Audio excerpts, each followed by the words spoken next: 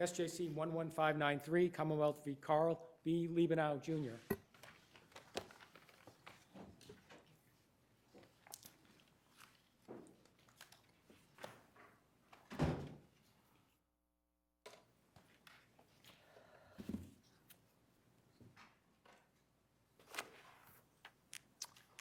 May it please the court, Elizabeth Caddick for Carl Liebenow.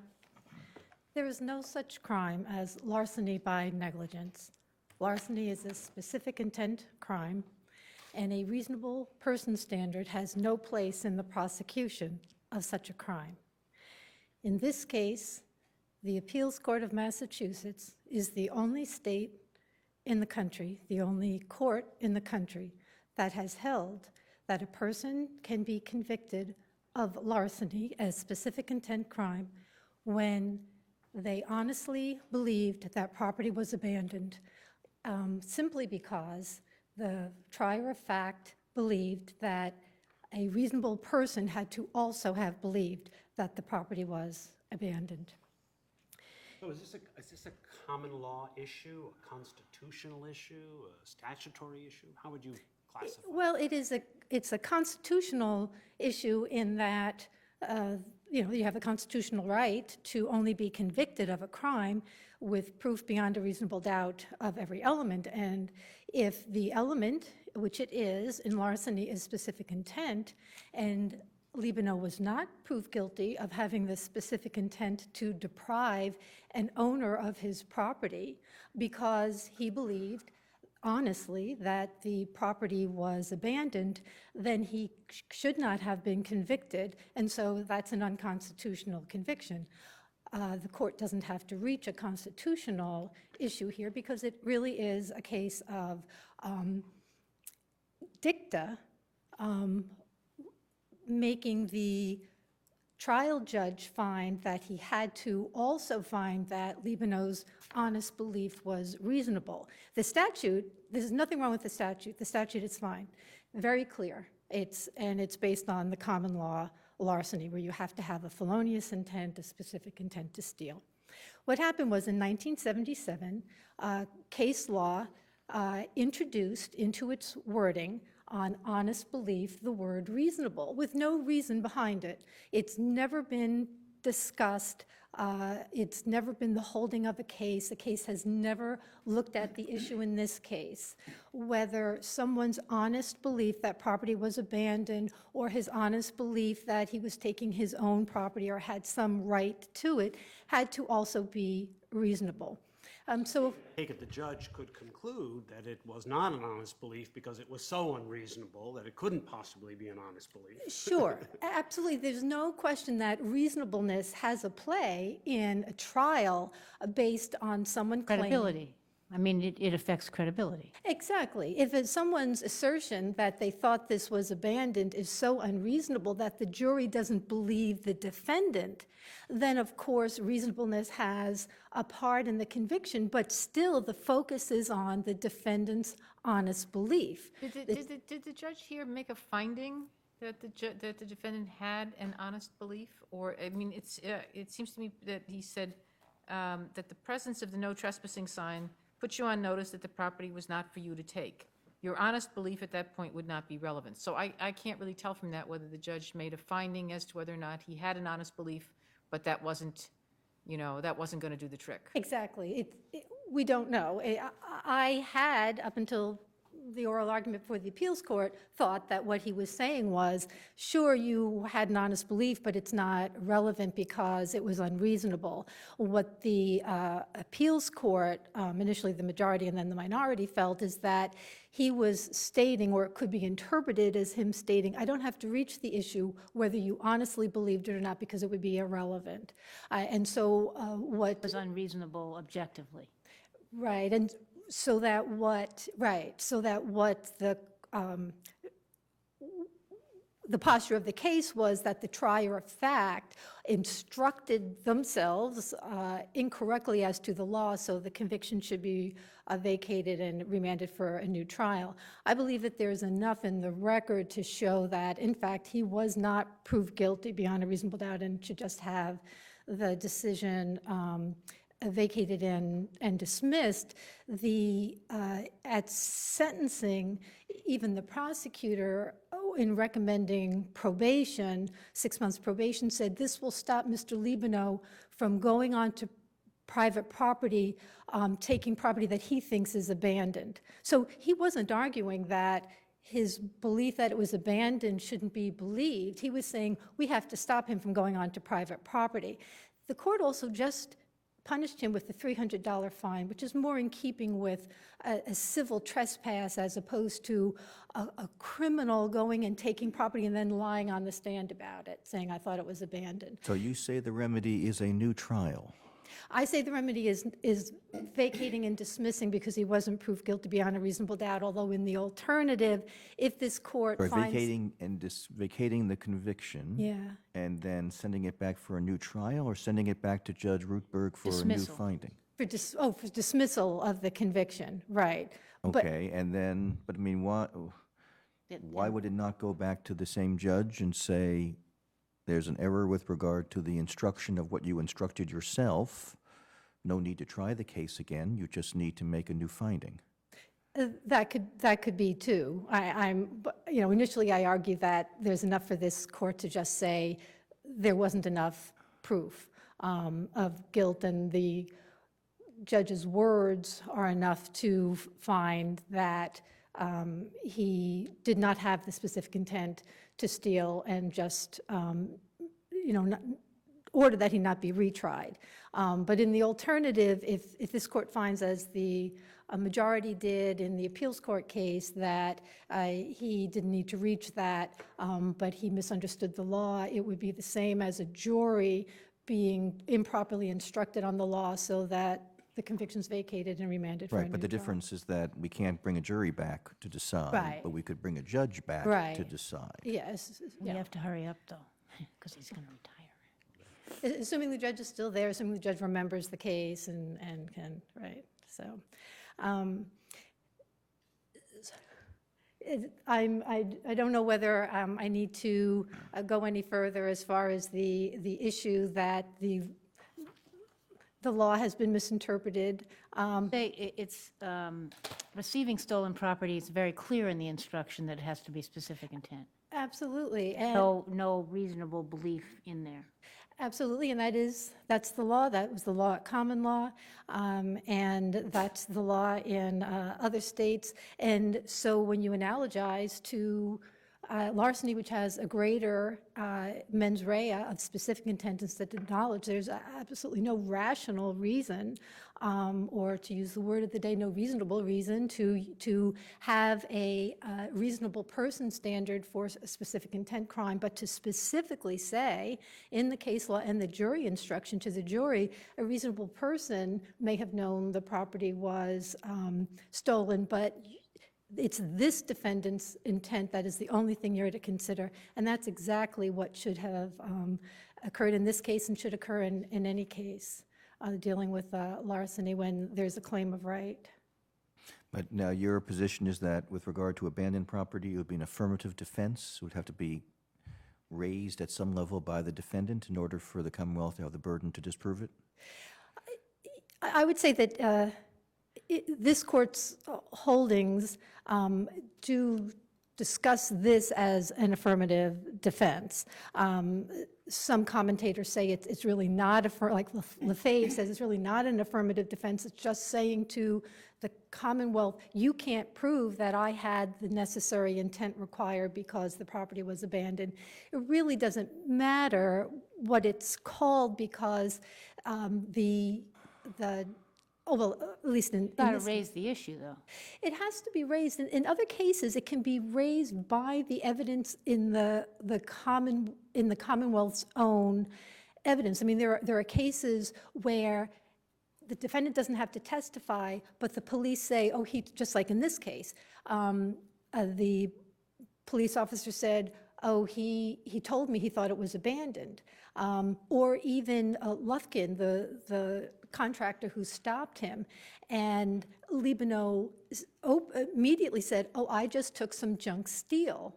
And so we have the two Commonwealth's witnesses saying that Liebenow thought it was junk, thought it was abandoned, and I would say that that's enough, that's enough of raising, even if it is considered an affirmative defense, that you don't have to have the defendant on the stand to raise an affirmative defense, that it's been raised, and now the Commonwealth has to rebut the evidence that Liebenow thought it was abandoned and therefore it didn't have the intent to.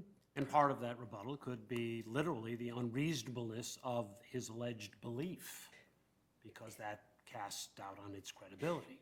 Sure. And again, I'm not saying that the word reasonable doesn't play a part in this. And if something is so fantastic that you don't believe the defendant or that his assertions are so unreasonable that you don't believe them, then it's because you don't believe he had the intent, not that you think a reasonable person wouldn't have had the intent. So sure, reasonableness plays a part. Just in the jury instruction, just the regular jury instruction that every court gives on the veracity of witnesses, it says that you look at a witness and you determine whether what they say is reasonable or unreasonable, and what their interest is in the outcome of the case, and all that is all that you need in this type of case to instruct the jury, that you look at whether someone, what they say is so fantastic that you don't believe them. That's all you need. You certainly don't need the dicta, and in fact, it's just incorrect. Confession that, yes, I admit I was stealing it. No. That I knew it wasn't really abandoned. No, and certainly simply because this court isn't going to order that or is going to say that a reasonable person standard has no place in this, doesn't mean that the jury is forced to acquit someone just because they say it's abandoned. Of course, the jury can believe them or disbelieve them like they do in any case where the defendant says they're not guilty. Okay. Thank you.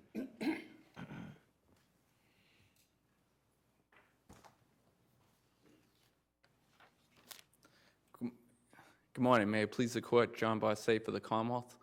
It's the Commonwealth's position that to be successful on a defensive mistake defense, a defendant's honest belief that property is abandoned also has to be objectively reasonable. Why? Well, If it's a specific intent crime? considering both factors will help us will help the fact finder determine the defendant's specific intent. So when you look at the specific intent statute, it instructs the jury to consider all the circumstances, all the defendant's words and actions in arriving at the defendant's specific intent. And that's why I think it's important. Is it the same with receiving stolen property?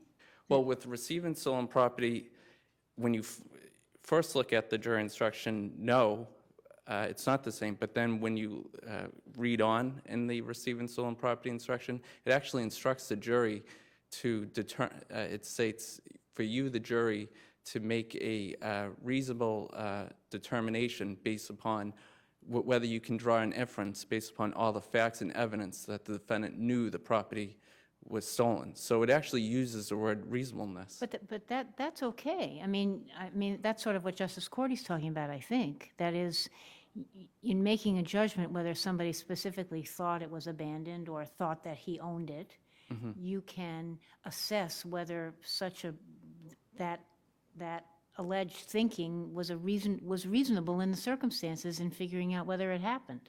I mean, whether it was. Right, and I agree with that, but the problem is when I read the dissent in Liebenow, they state that regardless of how unreasonable the defendant's conduct is, as long as you find that he had an honest belief, then he must be found not guilty.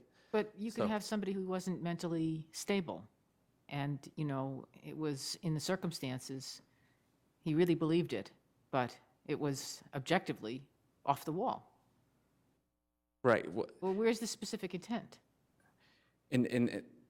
but doesn't the insanity defense come in for that individual? I don't know.